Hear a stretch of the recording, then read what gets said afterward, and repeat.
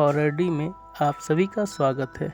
दोस्तों, अगर आप इस चैनल पर नए हो तो इस चैनल को सब्सक्राइब कर लीजिए और जाकर हमारी दूसरी कहानी भी ज़रूर सुनिए। आप सबको बहुत ही मज़ा आएगा। दोस्तों, चलिए बढ़ते हैं कहानी की ओर। दोस्तों, आज की जो कहानी है वह करिश्मा जी की है। करिश्मा जी बताती है, हेलो दोस्तों, मेरा नाम करिश्मा है और ये उन दिनों की बात है जब लॉकडाउन लगा था। मैं और मेरे कुछ दोस्त हॉस्टल में फंस गए थे। ना अपने शहर जा सकते थे और ना ही बाहर घूम सकते थे। मेरा जो हॉस्टल का बिल्डिंग था, ठीक उसके सामने एक बहुत ही पुराना खंडरनुमा मकान था।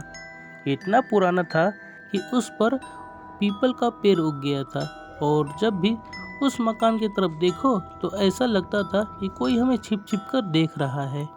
लॉकडाउन होने के कारण हमारे हॉस्टल में ज़्यादा लड़कियां भी नहीं थी।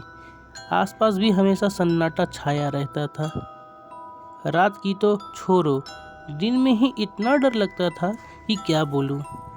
एक शाम मैं और मेरी दो सहेली रूम में बैठकर बातें कर रहे थे और बातों ही बातों में उस डरावनी मकान का जिक्र हो गया।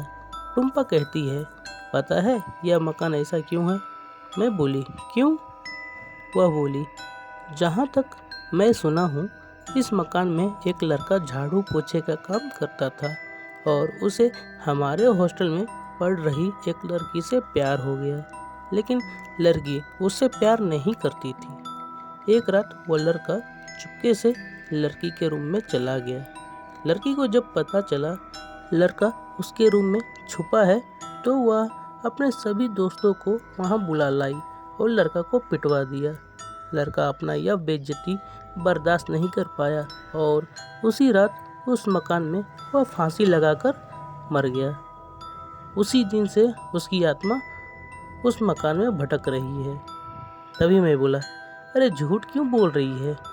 इस हॉस्टल को बने तो सिर्फ 5 साल हुए हैं और 5 साल में ये मकान का हालत ऐसा हो जाएगा, हो ही नहीं सकता। तभी मेरी दूसरी सहेली जो बगल में ही बैठी थी वह चुपचाप खड़े हुई और उस मकान की ओर जाने लगी।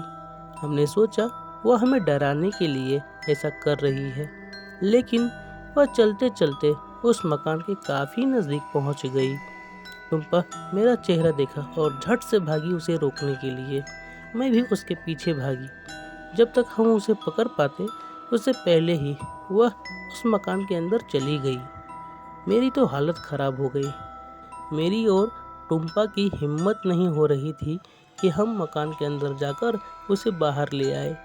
हमने बाहर से ही आवाज़ लगाया, लेकिन कोई फ़ायदा नहीं। उस समय रात के 11 बजे थे। चारों तरफ सन्नाटा था। जब आवाज़ लगाकर कुछ नहीं हुआ तो मैं मकान के अंदर जाने को सोचा। मैंने टुम्पा से कहा, मैं अंदर जा रही हूँ, तुम हॉस्टल से किसी को बुला लाओ। टुम्पा बोली, नहीं, अकेले मत जाओ, मैं भी तुम्हारे साथ चलती हूँ। मैं सोची, चलो अच्छा है, एक साथ रहेंगे तो डर नहीं लगेगा। मैंने बोला, ठीक है, चलो चलते हैं। डरते डरते हम दोनों दरवाज़ा के सामने पहुँचे। तभी पीछे से किसी की चिल्लाने की आवाज़ आई। हम जब पीछे पलटे तो हमने देखा यह तो हमारी सहेली है जो मकान के अंदर अभी अभी गई थी, लेकिन पता नहीं कैसे वह पीछे से आवाज़ लगा रही है। वह आते ही बोली, तुम दोनों मुझे छोड़कर किसके पीछे जा रही थी? मैं बोली, तुम तो अभी अभी इस मकान के अंदर गई थी, तो फिर यहाँ कैसे? वह बोली, पागल हो गई हो क्या? मैं पानी लेने के लिए दूसरे रूम में गई, तब तक तुम पता नहीं किसी को देखकर इधर भाग रही थी।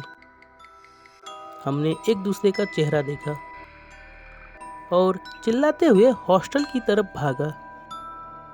दोस्तों, ये थी आज की हमारी कहानी। कहानी छोटी है लेकिन उम्मीद करता हूँ आप सबको अच्छी लगी होगी। अगर वीडियो अच्छी लगी है तो प्लीज़ इसे लाइक कीजिए और चैनल को सब्सक्राइब कीजिए। चलिए मिलते हैं अगले वीडियो में।